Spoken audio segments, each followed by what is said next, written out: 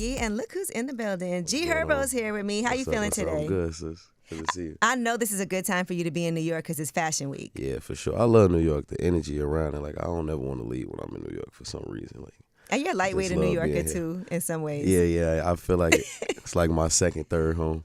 When you think about your kids, you think like your kids would tell you, they're like New Yorkers, really. Yeah, for sure. Or do you consider them Chicago my kids? My daughter like a New Yorker because she like aggressive. Like, she just. Oh, that's how y'all think of us? Definitely. Definitely, like, super, like, for sure. But I mean, my kids really like. I wouldn't even say Chicago. I say L.A. Like, my kids like Bel Air, little spoiled rich kids. But they my like daughter, sushi. yeah, for sure. Yeah, my kids definitely eat sushi, for sure, definitely. But I consider, like, if I had to pick out of all my kids, like, my daughter for sure. She like a New York. She act like her mom, so probably that's why she act just like her mom. That's I know what they do say where. I wonder, is Chicago considered aggressive though? Like when you think about New York and you think about Chicago. Y'all got us beat for sure. No, definitely not. Like, Chicago, we really like passive aggressive kind of like. We kind of like sweet a little bit, like, like cool. Like, Chicago don't come off like, I think it's just the confidence in New York. Like, y'all kind of cocky. That's why I come off as aggressive. You feel me? It's okay. Like, you got to understand, like, to know is to love when it comes to New York. Y'all just confident and they come off as aggressive. Now, while we're talking about these things, I want you to clear something up that was said. And I saw this headline on TMZ. And so I really, because I know you're very tapped in with everything. Yeah. And so I love, like, even watching any of your interviews, right? And you said, it says here that the headline is, G Herbo was in agreement with President Donald Trump sending the National Guard to Chicago. Yeah. See, they be trying to, like, take my words and take the stuff I say and, like, twist it.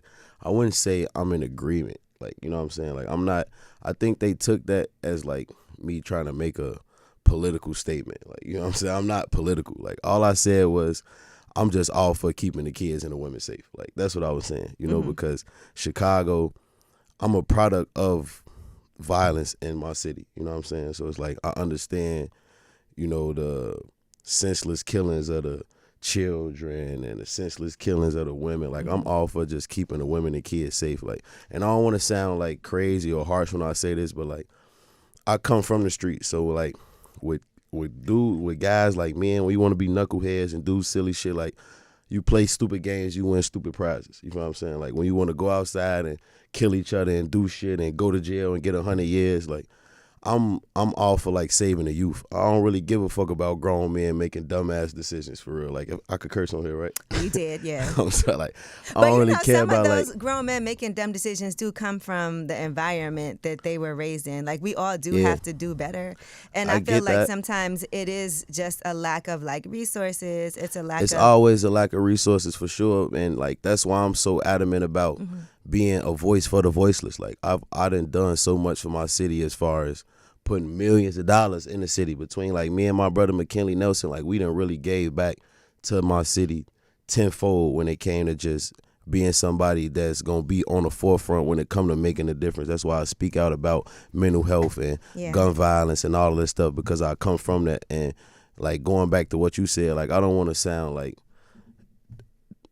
desensitive, like unsensitive when it comes to, like, as far as what I mean with decisions people make. But I'm a man. I feel like if you want to change your environment, you could do that. You know what I'm saying? Like, everybody got, regardless of the resources, you got 24 hours to wake up and be better than you was before, no matter your circumstances. And I believe that, especially when it comes to being a man.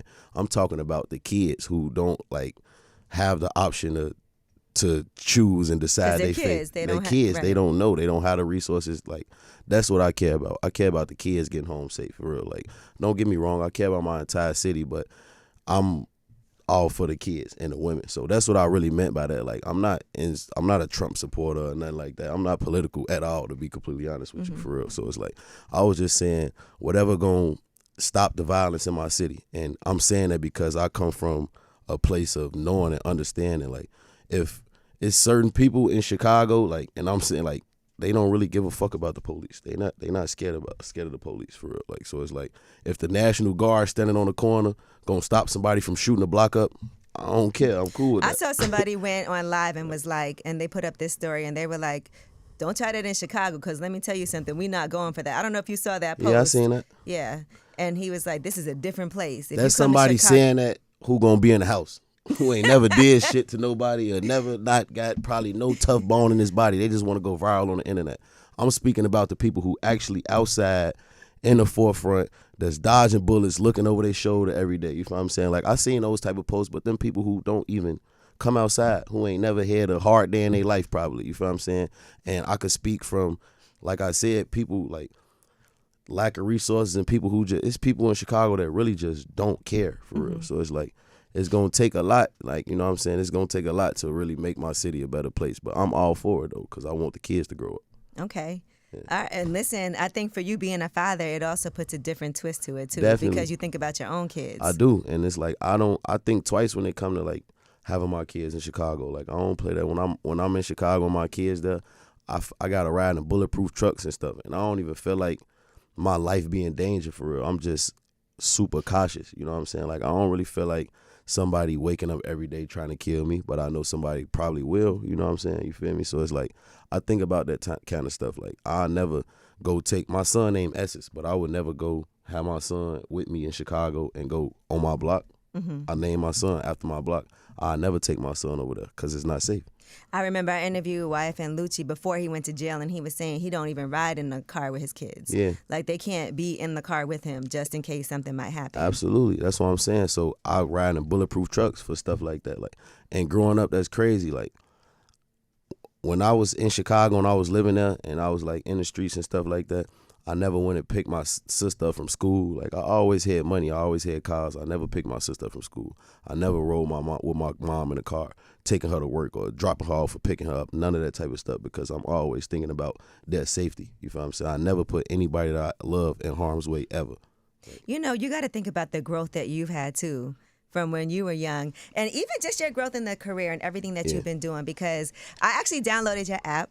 Appreciate it. You know, so because I saw at the time when your app launched, it was actually the number 3 app behind like YouTube and Spotify, which is a huge deal. It did. So tell me about that, because I feel like this was like incredible for you to decide to make that decision and be direct to consumer the way that you have been. And I know you're setting up for something even bigger. Yeah, no, for sure. That's crazy. Like you said that, because when I learned about like direct to consumer, it was just something that like, just like a light bulb went off in my brain, you feel me? Like, and I always had like a diehard core fan base, so I really wanted to like appeal to those people who really support me.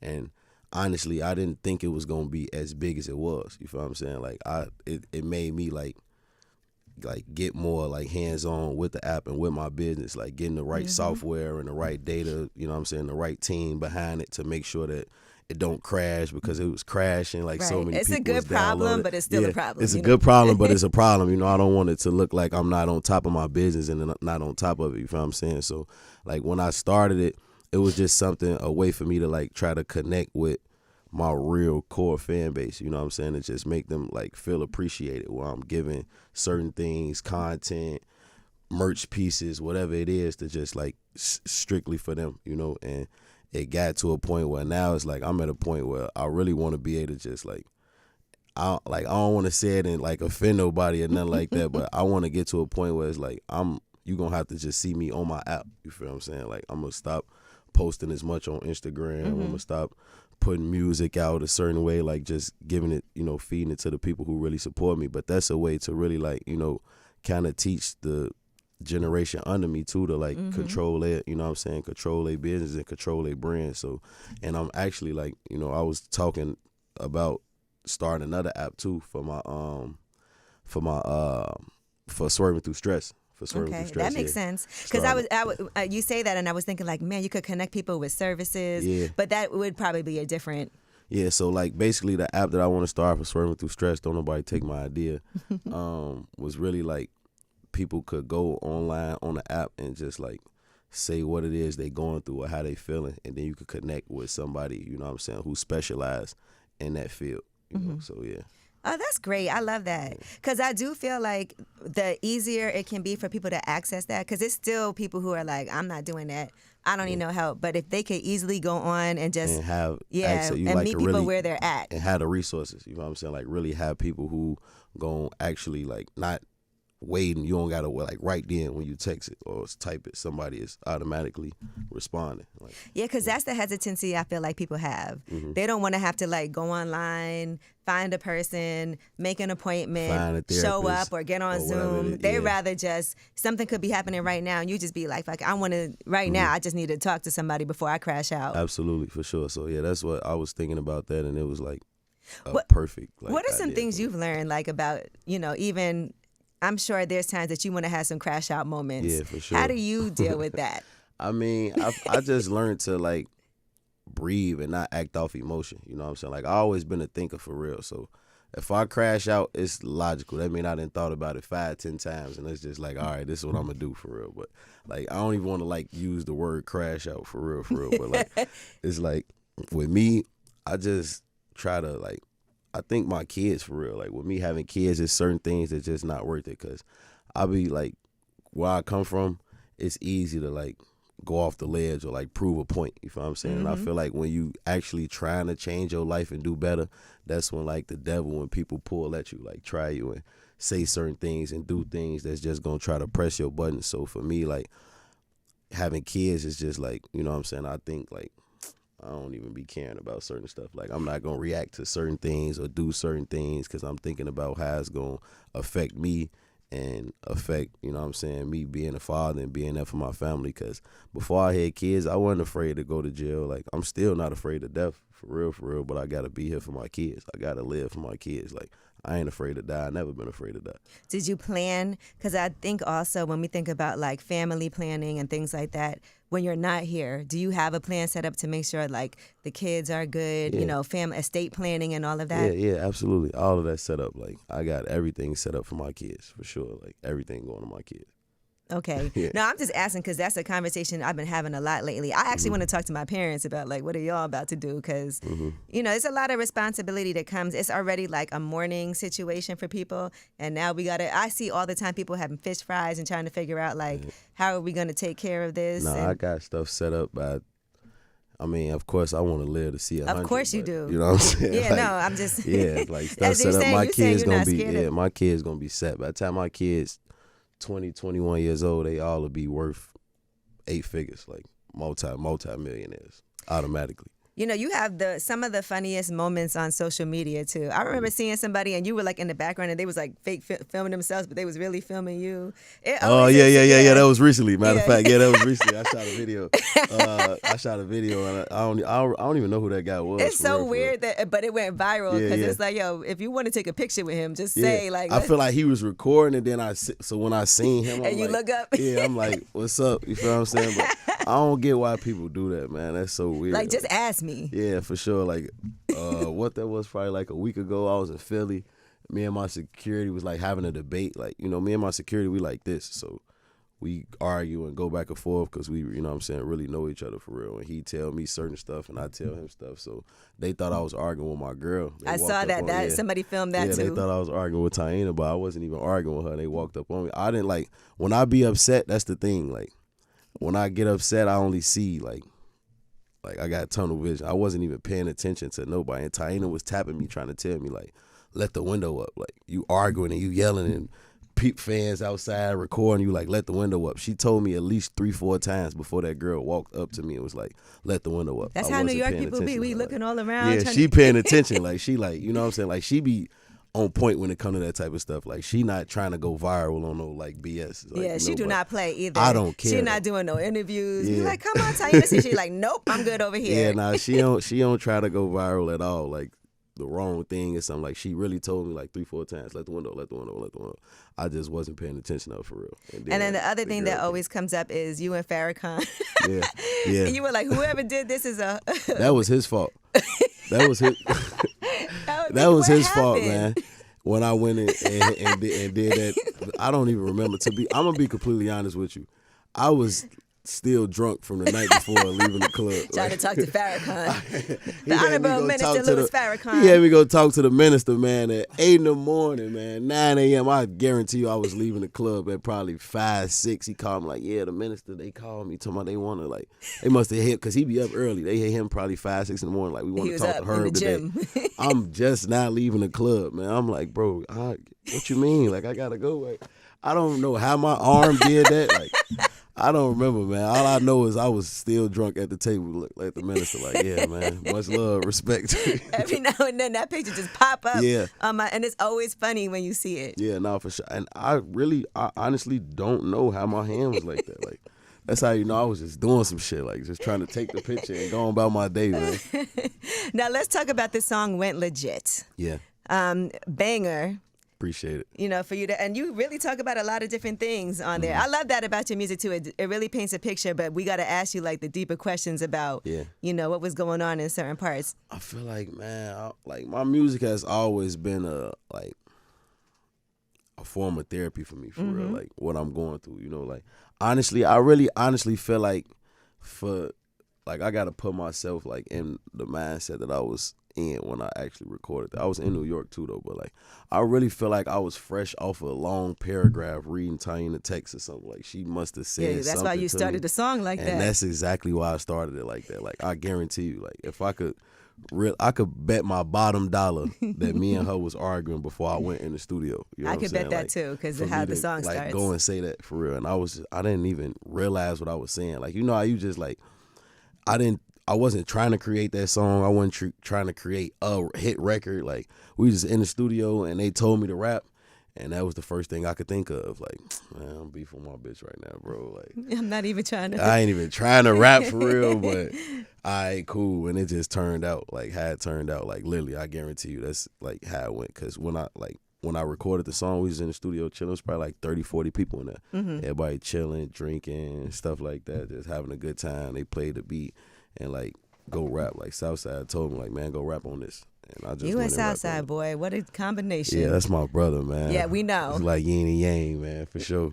That's my real twin, man. And Rod 49. Yeah, Rod, that's my brother too, for sure. Like that's definitely my brother. So what's going on with those projects? Me and Rod, we like the thing is, I feel like it just be our schedules. Like we be all over the place. We never get a chance to really lock in for like a week straight. But when we get together, 1 day, 2 day, we do 4, 5 songs. Like me and Rob probably got 20-some songs for real that we could really drop a project, but we don't even want to like cheat our fans like that. You know what I'm saying? Like we really want to take our time, pick the songs, get the content, shoot the videos, do everything the correct way for real. But it's definitely still like coming. For sure. Yeah, no, y'all make a great team together. Yeah. For sure. Me and Rob got great chemistry when it come to like music, and that's really my friend for real. Like, yeah.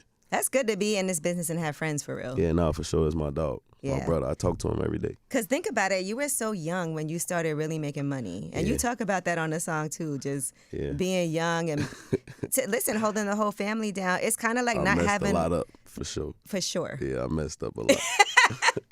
And not even having a real childhood, though, in a way. I say that people don't be believing me. Like, I really didn't get to have a real childhood, for real. Like, I was young. You got to think about it. Like, I started, like, experiencing, like, death and stuff like that when I was, like, 7th grade, when my homie started to, like, get killed and stuff like that. So we already got like a chip on our shoulder. I never went on dates because by the time I'm 14, 15, I'm in high school, I'm rapping. People know who I am. By the time I'm a sophomore in high school, I got like a real name for myself, like famous. I had a song with Nicki Minaj. I was a sophomore in high school, or a junior or something like that. So I had to drop out. I couldn't go on dates. I went on my first date when I was like 20, 21 years old. Sheesh. Like I used to be scared to go places because I felt like somebody gonna say I'm right here and come try to kill me. Like right, no, that's a real thing. I didn't really get to have a childhood. I didn't really get to do too much, like for real. So I feel you didn't go to no prom. I didn't. I went on prom when I was in 8th grade. I went on senior prom in 8th grade. Yeah. What? What senior took a little 8th grader to the prom? I went on senior prom in 8th grade, but I didn't get to go on my prom though. Like, and I felt like I kind of had like FOMO for real. Like, I was in LA, recording music when like my class graduated, and I felt like even though I had done so much and I was successful, I felt like I failed in a way because I didn't even get the chance to graduate high school at the time. You know, like I went back and actually got my diploma though. Like I don't got no GED. I got my actual high school diploma from my school, like just to have it. You know what I'm saying? But like I didn't like growing up. It was fast for me. By the time I started making money, I had to take care of my mama. My mama quit her job when I was 16 years old. I had to take care of her from that point out, take care of my aunties.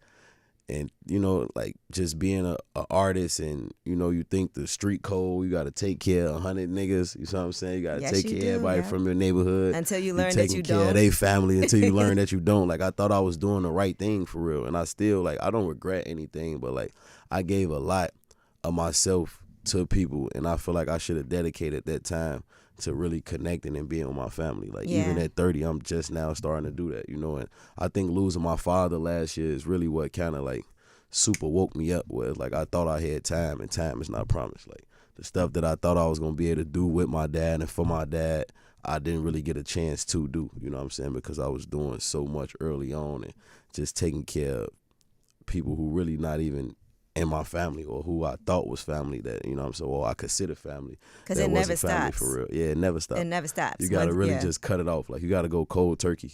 And the people that's still cool with you is the ones that matter. And the people that's not cool, after you have to be like, I just can't continue. Nah, for sure. Like, Mick could tell you when I first started going on the road and doing shows, I used to have 20, 30 people with me. Like, my first times going out of town, I'm having 30 people with me. Now when I go out of town, it's 2 people. Like, it got super. I would love for Mickey to talk about this a little. I want to hear some of these stories that maybe. Can we turn his mic on, please? Come on, Mickey. Listen, you know me. Because you've honestly been doing this for how long now? Like, oh man, into the mic. Let's move his mic over a little. Okay, there we go. Well, man, when I got with Herb, before he dropped his first tape, so when he was 16 years old, so we've been doing this for 13. That's not, that does not happen too Yeah. often where somebody's with you from the beginning. Yeah, like that. And now Lil Herb is back. Yeah. For sure, It's back. Herb is Full definitely circle back, moment. Sure. Like, It is. It's a full, Yeah, that's your son, God Dad. So it's like it's more than just like it's my real family for real. So it's like he know me more than I know myself for real. Because to be completely honest, like it was a blur for me early on. I ain't gonna lie, Ange. Like I was wild. Like I used to get high. It was I used tough. to be out Zans and perks and lean. Like I don't even remember a lot of stuff. Like I used to be in rooms where I wasn't even really in the room because mentally I'm somewhere else. You feel what I'm saying? Like he always been sober, you know. So he's like he had to be. Yeah. Somebody got to. But He's I seeing want to everything. ask Mickey because that's people always will be like, oh, the people around you. Because I hear that a lot, right? They'll be like, well, like I hear that when people talk about Kanye. They'll be like, oh, the people around him is letting him do this. Oh, the people around him are enabling him. But as somebody who was the people around, Herb when he was young, what would you say when people say, well, why didn't you do something? You were the people around him. That's the problem. The thing that I would say is I was never an enabler. I was always a positive voice, right? To get him to do what he needed to do, get out the streets, take this music 100% serious. All of his success came in the beginning. He was still in the streets. I was having to figure out ways to get him to the studio to take this stuff serious. And I believed in him so much that I stuck it out and stuck with him. And you got to allow people to grow and be themselves. It's like make their mistakes. As much as I'm a big brother, father figure to him, I don't ever try to control him. You have to let an artist and a man, before anything, be himself and learn. You can always offer advice. He'll tell you. I will say, hey, don't do this. Don't do that. I advise you against this. Don't do this. This is the pros and cons. This is how that's going to play out. But he makes his own decision. Right. You know? No hot eye still touch that motherfucker. He touch it. He gonna touch it. He gonna touch it. Did you ever want to give up and be like, this is just too much? He is a knucklehead. Like, Man, I can't. I've been frustrated and but I love him like my son. You get what I'm saying? You thinking of specific situations. Yeah, I've been frustrated, Because I know, I feel like it's impossible for him to say no to that answer. Man. I know for sure. It's like, I done did so much shit. Ain't no way that you don't want to give up on me. My mama want to give up on me. But I sure, never like wanted to give up on him. I've been Yeah. frustrated. Don't get me wrong. Yeah. And have to allow him in the room to go do you and learn and bump your head. And I'm learning that with my own kids right now. It's like it's not a video game. I can't control every step, every move. I got to teach them, pour them, show them I have real love for them, and then let them go. And know that they going to always come back home and let them know they have a space to come back home. And he knows that with me, you know. All he got to do is call me and say, hey, Mick, man, I need.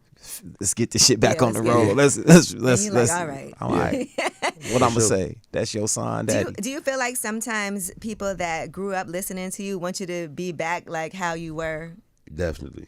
And 100%. that's a problem too, because sometimes people don't want you to really like That's true. be positive, grow, fix your mental health, swerve through the stress. They For want you sure. to be like back outside. They like, that's the Herb we know. Yeah, definitely. I think that's kind of one of the reasons why I'm naming my project Lil Herb, though. You know, like, because for years and years I used to like hear that, like people telling me like, yeah, you need to rap like this, you need to do this, and it was hard for me to like, excuse me, it was hard for me to like find that version or that hunger because I think about it, I've been living in LA for 7 years. Like I done so much. I took care of my mom, moved my mom out the hood. Like the whole objective of this and where I come from, like I really had to beat death in jail.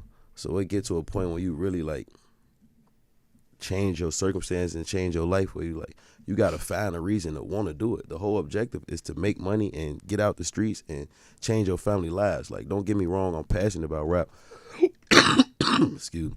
I'm passionate about rap. I'm passionate about like music. I love it, but like I kind of did lose the hunger for a second. Like you know, I had to find it. Like I had to dig back into it and just realize where I come from and everything that I had to do and all the adversities that I had to overcome to get where I am today.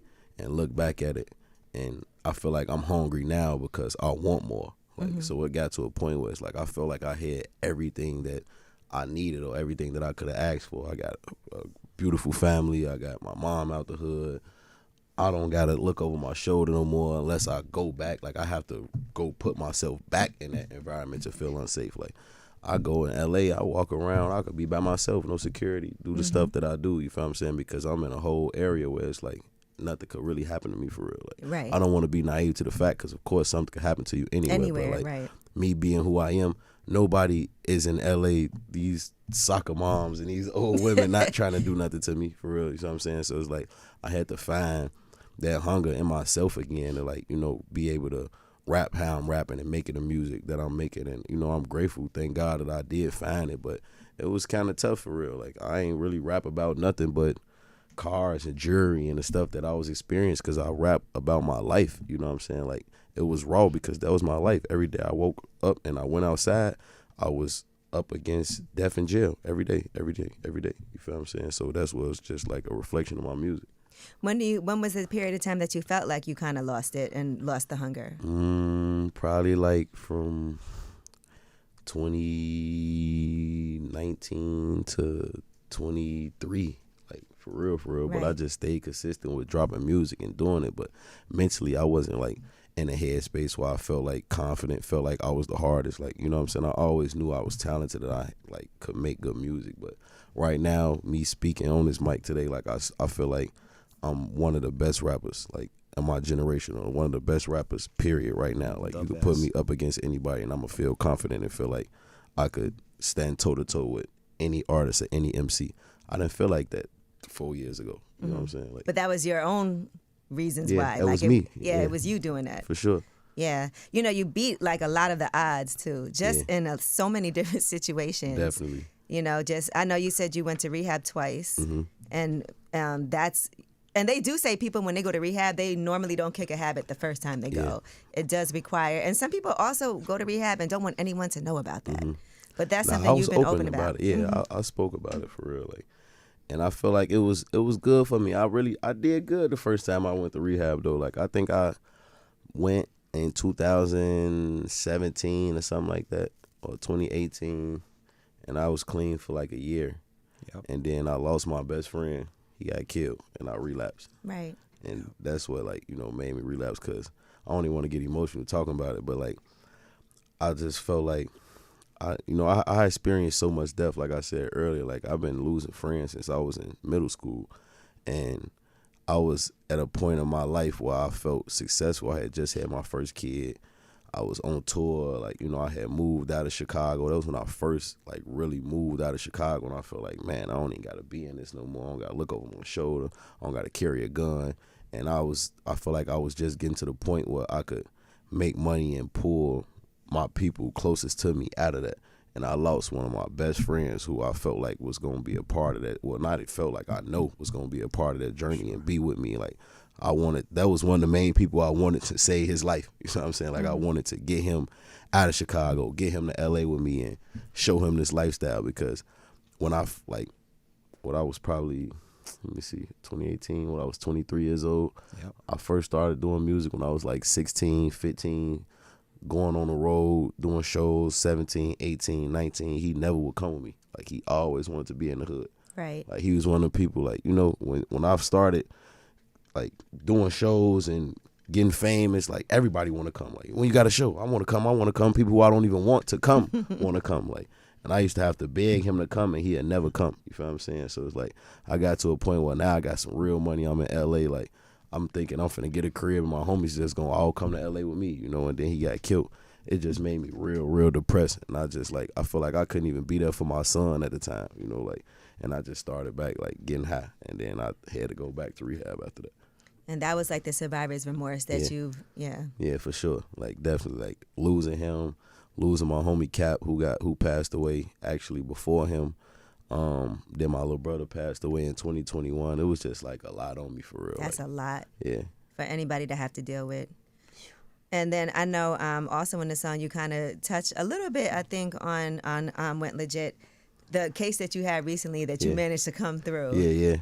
And, you know, that has to also feel a little like, I hate to say it like this, but like embarrassing at the time, that it's in the news, it's the headlines, Definitely. and people are making up like their own stories. It was real embarrassing for me, to be honest. Like people just making up stories of what they think was going on, or, you know what I'm saying? And people like, it was what really frustrated me for real. Like, I was surprised at all the people that wanted me to go to jail. Like people think everything is so funny. like it's they wanted me to go to jail. It was crazy to me. Like Crazy. People like I post something in the comments, be like, "Ain't you in jail? Aren't you supposed to be in jail? Or when he going to jail?" Or this, like, it was insane to me. Like I never seen like so many people like I felt like they hated me. Like it was definitely embarrassing going through that kind of situation and just seeing like people who I felt like, I ain't even gonna say I felt like, cause you know, like I ain't naive. I know the internet really don't love you. Like they not really with you for real. Like, you know what I'm saying? They love you today, hate you tomorrow. But just like I never been the type to like prey on nobody's downfall. Like, right. I feel like people wanted to see me people lose. Online enjoy like those types of headlines because that's a big story.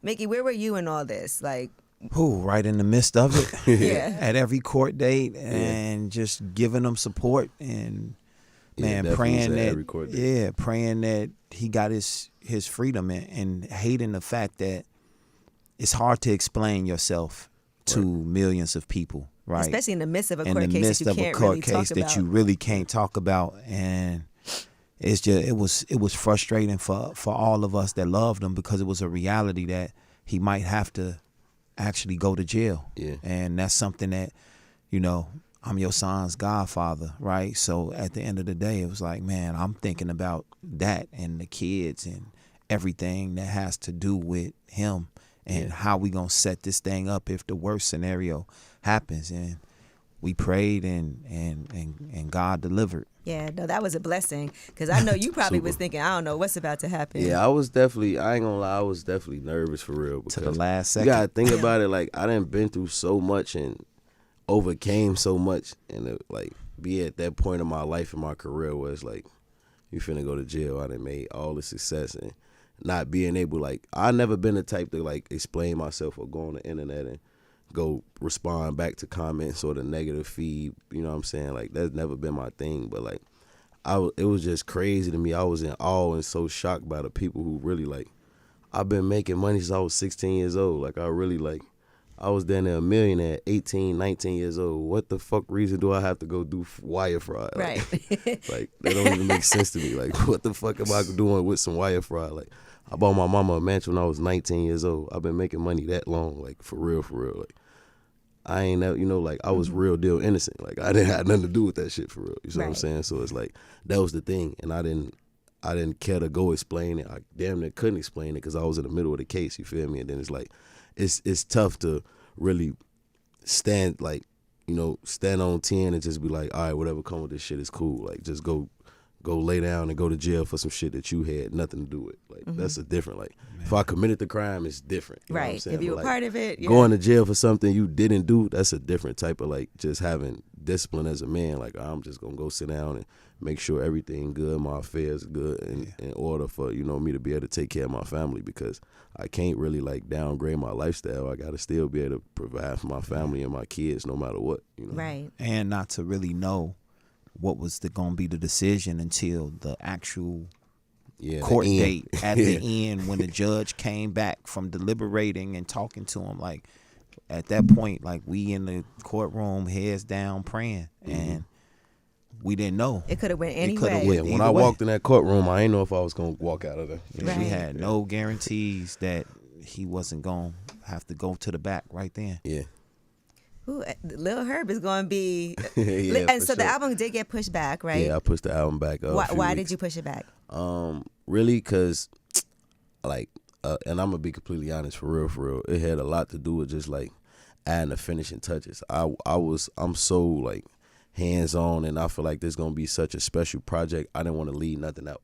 Like, just got to make sure all the clearances together. Like, I didn't want to swap no songs or anything. You feel what I'm saying? Like, because Album of the the original year. date, the original date was supposed to have been October 3rd, right before my birthday.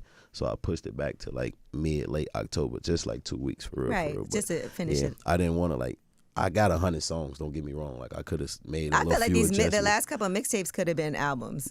Truthfully. I mean, they could have, but I was trying to, like, really, to be honest with you, I was just trying to get back in my groove for real. And Okay. like, just with music, like, have fun and try to put music out and just try to see, like, you know, what connect with the streets for real, you know, because 2022, 23, I didn't really drop much music because I was, like, getting my business in order and just, like, getting my mental together. I was really still kind of, like, shaking back from grieving the loss of my little brother for them 2 years. Like, I really fell into, like, alcoholism real bad. Like, I lost myself bad after my brother died. Like, I admit, like, I really wasn't myself. I turned into a whole other person. You feel what I'm saying? Like, drinking every day, wanting to be outside, partying, anything to just get my mind off of that. You know what I'm saying? Like, I was really in denial that he got killed. So 2022, 23, I was like, I had to, like, really, like, it was like a reality check for me, for real. Like, just like, all right, man, let me get my business in order. Let me figure out what I want to do with my career and music. Like,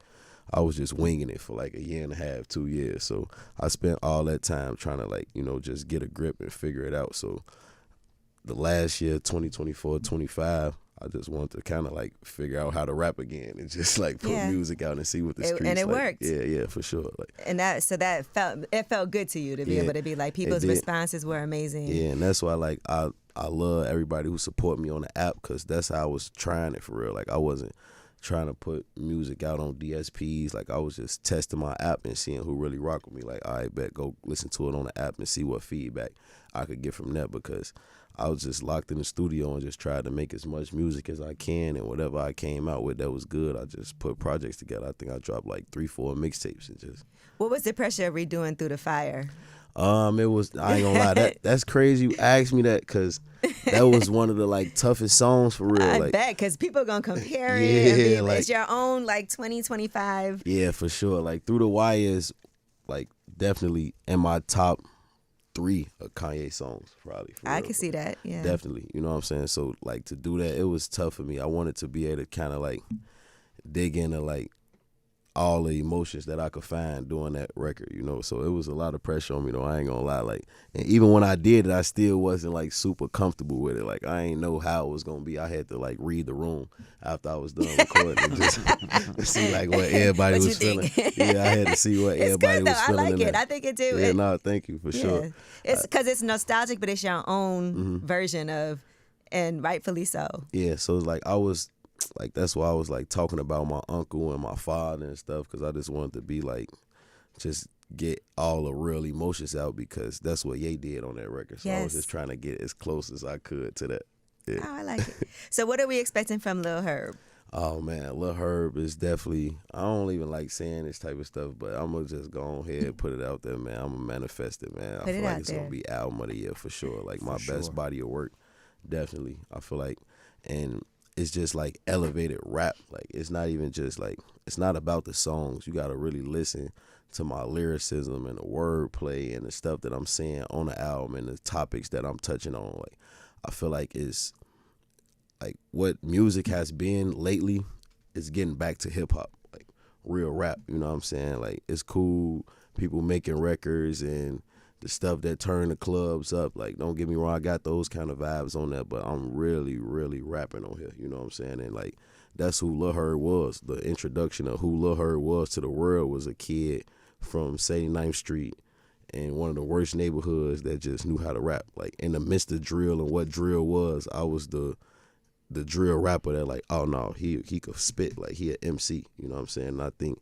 that's what, you know, Lil Herb is. So are we revisiting any collabs from back then, maybe, perhaps? I'm hitting a little something, man. You know, I'm trying to really, you know, bring Bibby out of retirement, so we're gonna see when it drop, man. You keep saying that. Yeah. Let's see if it's gonna happen. Yeah, for sure. It didn't happen yet. I'm trying to bring Bibby out of retirement, man. Bibby, like, he just super picky with the music that, you know what I'm saying, he like and what he want to put out, you feel what I'm saying? Like, and he tell me, you know, it's so crazy, like, not even crazy, like, he tell me every time we talk, he like, bro, you going crazy right now. Like, he feel like I'm, like, my best when it come to, like, rap right now, you know what I'm saying? That's great. Yeah, like, for sure. But Bibby, like, and this, I feel the same way about him. Like, he be saying, like, he'll say some shit like, man, I'm weak as hell now, I can't rap. But, like, it's no way possible he can't, you rap too good to not, you know what I'm saying? Feel like you could, like it's like iron sharpen iron. But I ain't,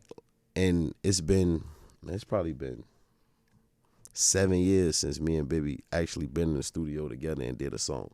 Like, that's what I want to do. Like, if we get in the studio and do a song, it's going to be a smash. But we ain't did that in at least 7 years. Well, he don't got much time, so he got to hurry up. For sure. This is coming out soon. And it's going to be on your app. But no, it's not. Is this the last album that you have as part of your deal? Because okay. I'm going to be 100% independent, man. First time in my career. It's good that you set it up right. You got the app going. You see how it's working. You ironed out all the kinks in that. Yeah, definitely. People can get on there. It's not going to crash. No, it's not going to crash for sure. Like, for sure. I got an elite team behind the app now, like, for sure. Like, and I'm just trying to figure out, like, certain things, like, even outside of my album. I got so much music and I'm still recording still. Like, even though my album is turned in, like, I'm still recording and trying to put stuff together, like, just to keep feeding the algorithm on my app. Like, that's more important to me than anything. That's what gave you back your energy, is having your own app where you can do whatever it is that you want. I could wake up at 4 a.m. like, man, I want to drop this song and just put it out on my app. That's dope. You've done so many things that people haven't done. You got the family getting along, everybody. I think that's amazing. So congrats on that, because that was a journey. No, sometimes definitely. People can't even see that will ever happen. You know. I mean, I did, though. That's the crazy part about it. Like, I always been like a visionary. I'm like, man, it's gonna be cool. It'll get greater later, you know. And it's all like just got to try to figure out how to do the next best thing, because at the end of the day, ain't nothing more important than the children. Kids, that's right. You got an apology from Selena Powell. Yeah, never seen crazy, that happen, right? really. You ain't never seen that. I'm probably the only rapper to ever get an apology from her. For sure. Shouts out to her, man. Being open and honest about your story. But I appreciate you for coming up. It's always great talking to you. For sure, I told always. you, your interviews are always amazing. Definitely. It's always good to see you. Yeah, you too. And Mick, thank you so much for getting on the mic. mic. You got an interview out of Mick. Ain't nobody doing that. I got to press him. You special. Ain't nobody doing that. You special. He was like, what? Real. But that's how we have to do it. We plan this. No, I'm kidding. Nah, we backdoored him, man. All right. Well, thank you so much. I appreciate you. For sure.